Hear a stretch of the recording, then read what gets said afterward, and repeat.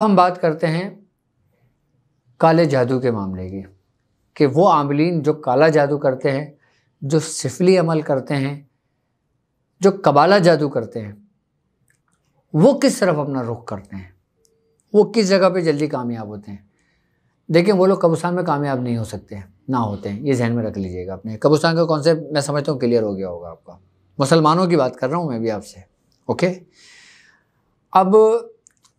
سفلی عمل جب کرتے ہیں نا تو یہ لوگ زیادہ تر جو اپنا رخ کرتے ہیں نا یہ ویرانے کی طرف کرتے ہیں۔ آئی بات سمجھ میں؟ کھنڈرات کی طرف کرتے ہیں، یا ایسی جگہ کا رخ کرتے ہیں کہ جہاں پہ اللہ کا عذاب آئے ہوا ہو۔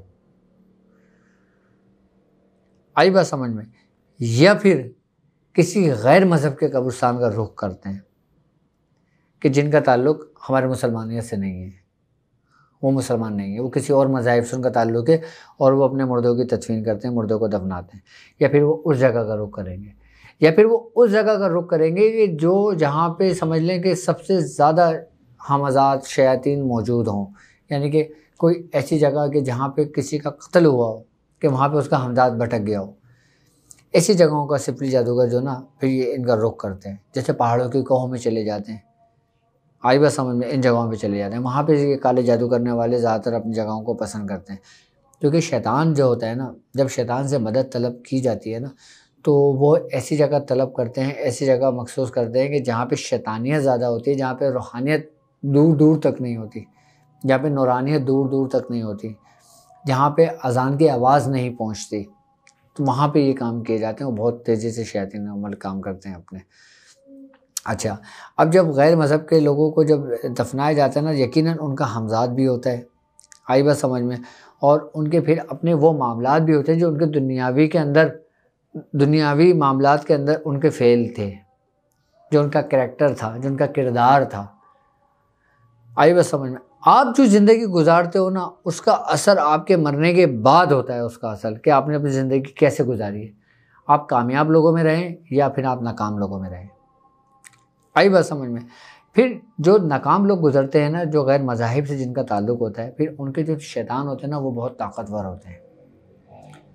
پھر وہ ان جگہوں کا رخ کرتے ہیں، پھر ان جگہوں پہ پھر وہ شیطان کی پوجا کرتے ہیں، آئی بات سمجھ میں، پھر وہ شیطانوں سے مدد طلب کرتے ہیں، پھر اس جگہ پہ شیطان جلدی آ جاتا ہے بنسبت ایسی جگہ پہ جہاں پہ روحانیت کا گزر ہوا ہو، یا جہاں پہ روحانیت ہو، یا جہاں پہ روحانیت کا مرکز ہو، وہاں پہ شیطان نہیں آتے، شیطانیت نہیں آتی، وہ دور رہتے ہیں وہ شیطانیت۔ آگئی بات سمجھ میں کہ سفلی عمل کرنے والے زیادہ تر ایسی جگہوں کا انتخاب کرتے ہیں، یا زیادہ تر کوئی ایسی کھولی کا انتخاب کر لیتے ہیں، یا ایسے گھر کا وہ کر لیتے ہیں جیسے جنگل کے اندر ایک جھوپڑی ڈال دی، وہاں پہ وہ اپنا عمل کرے گا۔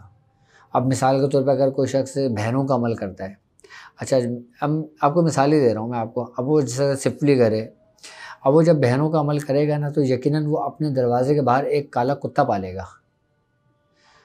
آئی بات سمجھ، وہ کالا کتا جو نا اس کے دروازے کے پاس رہے گا۔ جب بہنوں کا عمل جب انسان کا مکمل ہوتا ہے نا تو یہ سمجھ لیں کہ پھر وہ جو شیطان جو ہوتا ہے نا وہ کتے کی صورت اختیار کر جاتا ہے، پھر وہ اس کے ساتھ ساتھ رہتا ہے، پھر وہ جو اس کو کام بولتا رہتا ہے وہ انسانوں کے کام کرتا رہتا ہے، لیکن وہ اس مقام تک کب پہنچتا ہے کہ جب وہ خود پورا شیطان بن چکا ہوتا ہے، جب اس کے اندر روحانیت اور نور کا کوئی غلبہ نہیں ہوتا، یعنی کہ اس کے اندر سے نور نکل جاتا ہے، اس کے اندر سے ایمان نکل جاتا ہے، اس کے اندر سے سب کچھ ختم ہو جاتا ہے،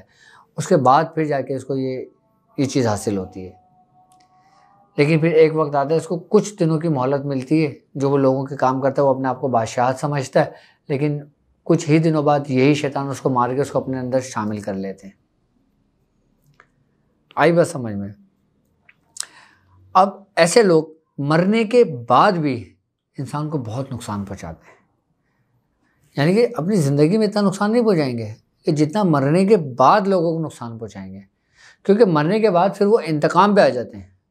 ان کے جو شیطان ہوتے ہیں نا وہ اور اسٹرانگ ہو جاتے ہیں، آئی بات سمجھ میں۔ سفلی کرنے والے عاملین، کالا جادو کرنے والے عاملین زیادہ تر رخ جو کرتے ہیں جنگلات کا رخ کرتے ہیں، ویرانے کا رخ کرتے ہیں، کھنڈرات کا رخ کرتے ہیں، یا پھر ایسی جگہ کا رخ کرتے ہیں جہاں پہ اللہ رب العزت کا عذاب نازل ہوا ہو، یا پھر ایسی جگہوں کا رخ کرتے ہیں جہاں پہ اذان کی آواز نہ ہو، جہاں پہ قرآن نہ پڑھا جا رہا ہو، جہاں پہ اللہ کی عبادت ہے اس کا ذکر و اذکار نہ کیا جا رہا ہو، وہاں پہ ہوتے ہیں پھر یہ چیزیں۔ اچھا، باہر ملکوں میں لوگ اس چیز سے بہت متاثر ہیں۔ اب باہر ملکوں میں نے یہاں تک سنا ہے کہ لوگوں پہ نماز پڑھنے تک کی پابندی بھی ہوتی ہے۔ وہ اپنے گھر کے اندر ہی اذان دیتے ہیں اور پھر گھر میں ہی نماز کا اہتمام کر لیتے ہیں، گھر والے ہی جماعت کر لیتے ہیں۔ آئی نا بات سمجھ میں؟ تو باہر ملکوں میں یہ چیزیں زیادہ پائی جاتی ہیں، لیکن ایسا ہوتا ہے کہ باہر ملکوں میں نے اب جہاں تک دیکھا ہے، جتنے لوگ مجھ سے اکثر و بیشتر کانٹیکٹ میں ہیں، کہ اگر میں ان کے معاملات جب دیکھتا ہوں، چیک کرتا ہوں، تو مجھے ایک بات میں افسوس بھی ہوتا ہے اور حیرت بھی اس بات میں ہوتی ہے کہ جو ہمارے مسلمان جو لوگ ہوتے ہیں وہ وہاں جا کے پھر اپنے رب کے اور اس سے معاملات سے غافل ہو جاتے ہیں۔ وہ سمجھتے ہیں کہ نہیں یار، اب ہم اس دور کے اندر آ گئے ہیں، اس دنیا کے اندر داخل ہو گئے ہیں، تو ہم اسی طرز کے اوپر زندگی گزاریں گے اپنے۔ اچھا، ان کو وقتی طور پہ تو سب اچھا لگ رہا ہوتا ہے، آئی بات سمجھ میں، لیکن آگے جا کے جو نا آہستہ وہ انسان کو اتنا گمراہ کر دیتے ہیں کہ انسان کا لوٹنا مشکل ہو جاتا ہے۔ سب سے پہلا انتقام یہ کرتے ہیں کہ وہ آپ کی اولاد کو آپ سے نافرمان کر دیتے ہیں۔ اب آپ یہ دیکھیں، ساری زندگی انسان اگر باہر ملک جاتا ہے تو وہ کس کے لیے جاتا ہے؟ اپنی اولاد کے لیے، اپنا ایک اسٹیٹس بنانے کے لیے، اپنی ایک سوسائٹی میں ایک نام بنانے کے لیے، ایک اچھا بزنس کرنے کے لیے، یا XYZ کوئی بھی میٹر ہو۔ لیکن بات یہ ہوتی ہے کہ جب انسان سب کچھ چھوڑ کر اس راستے پہ گیا اور اس راستے میں کامیاب بھی ہو گیا، پھر اس کی اولاد نافرمان ہو جائے یا اس کی اولاد کے ساتھ ایسے معاملات سرزد ہو جائیں، تو پھر وہ وہیں کا وہیں کھڑا ہوتا ہے۔ اس کی وجہ یہ ہوتی ہے کہ اس جو گھر ہوتا ہے نا، وہ دین سے دوری ہوتی ہے، دین سے دوری کا نتیجہ ہوتا ہے یہ۔ آپ لوگ باہر ہیں، یہ بھی اللہ تبارک تعالیٰ کا ایک آپ کے اوپر کرم ہے، ایک فضل ہے، اور سب سے بڑی بات یاد رکھنا کہ ہمیں اپنے مذہب کی اہمیت اسی وقت پتہ چلتی ہے کہ جب ہم کفار کے بیچ میں رہتے ہیں۔